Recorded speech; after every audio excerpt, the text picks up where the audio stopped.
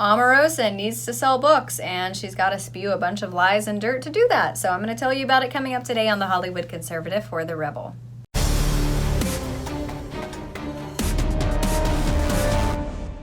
Omarosa, yeah.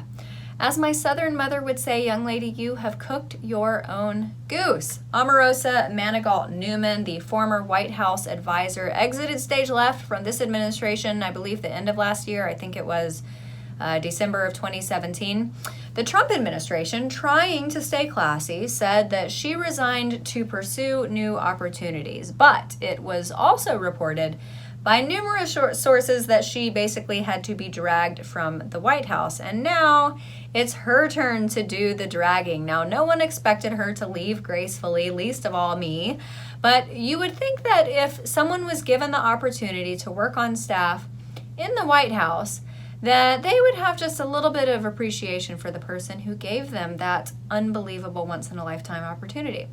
Now, if you watch The Apprentice, you know Omarosa's personality. She's not exactly a stable genius, as President Trump likes to say. She is definitely not a genius, and she is most certainly not stable. Well, she has a book coming out, so she's doing the whole media circuit, spilling all of the dirt and airing out all of her dirty laundry and her grievances with this president and his staff. On the Today Show on NBC yesterday morning, she aired an audio recording that she took on her cell phone when she was let go by General John Kelly, White House Chief of Staff. Now, this conversation happened, and the recording took place inside the Situation Room, as in a SCIF, as in sensitive compartmented information facility, as in holy hell, this goes against every national security protocol there ever was. Now, in this conversation, Kelly discusses what he hopes will be a friendly departure, fat chance, without any difficulty in the future relative to her reputation. It's funny that he chose those terms, relative and reputation. I guess when you have such a dismal reputation that every ugly story about you is relative. Anyway, Omarosa says that she felt threatened because Kelly made it clear that things could get ugly for her if it wasn't a peaceful departure. Now, I don't really see that as a threat. That's just reality. Seems like she would know that since she's a reality star and all. I don't know. But again, not a genius.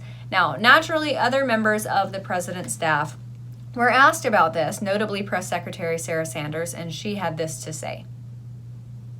The very idea a staff member would sneak a recording device into the White House Situation Room shows a blatant disregard for our national security, and then to brag about it on national television further proves the lack of character and integrity of this disgruntled former White House employee.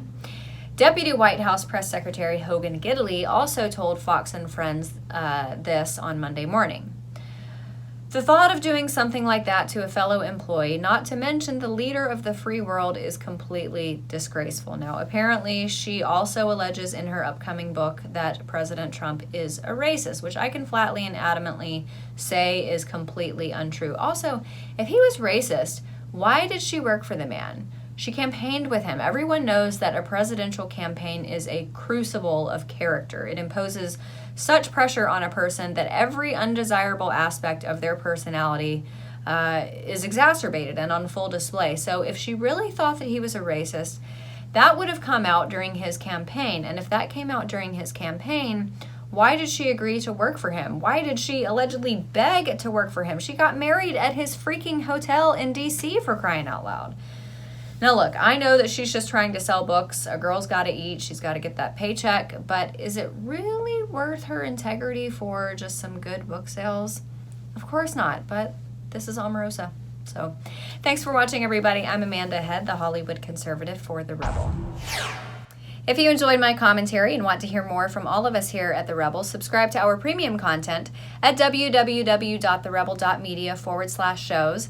Make sure you're following us on Facebook and Twitter for all of our latest news, and download our new app for The Rebel Media on the App Store. That way you will have instant and easy access to all of our latest videos and your favorite Rebel shows. Thanks so much for watching. I'm Amanda Head for The Rebel.